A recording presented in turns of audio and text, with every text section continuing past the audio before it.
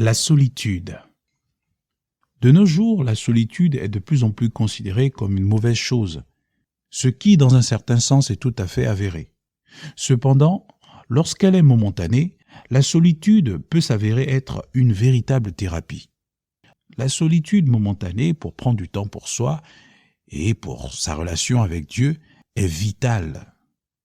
Beaucoup de personnes vivent essentiellement dans le regard des autres.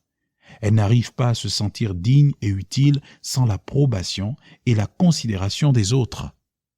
Elles souffrent d'un mal et d'un vide que seule la présence de Dieu peut guérir et combler.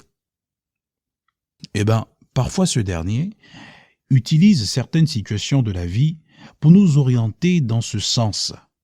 Il peut ainsi se servir du rejet, du mépris ou encore de la déconsidération des autres pour nous conduire dans l'intimité avec lui. La solitude, un temps avec soi-même, un temps pour soi-même, pourtant considéré comme un temps contre soi-même. Oui, la solitude.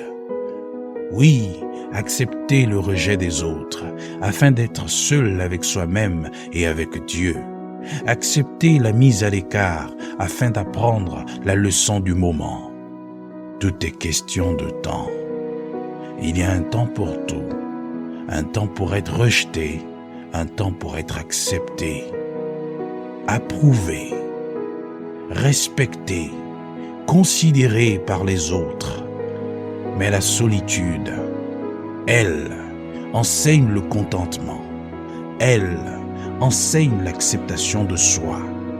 Elle prépare à la subjectivité de l'appréciation des hommes. Elle prépare à l'imprévisibilité de l'humeur des hommes. Elle prépare pour l'extérieur. Elle n'est pas censée renfermer la solitude momentanée, une valeur à cultiver.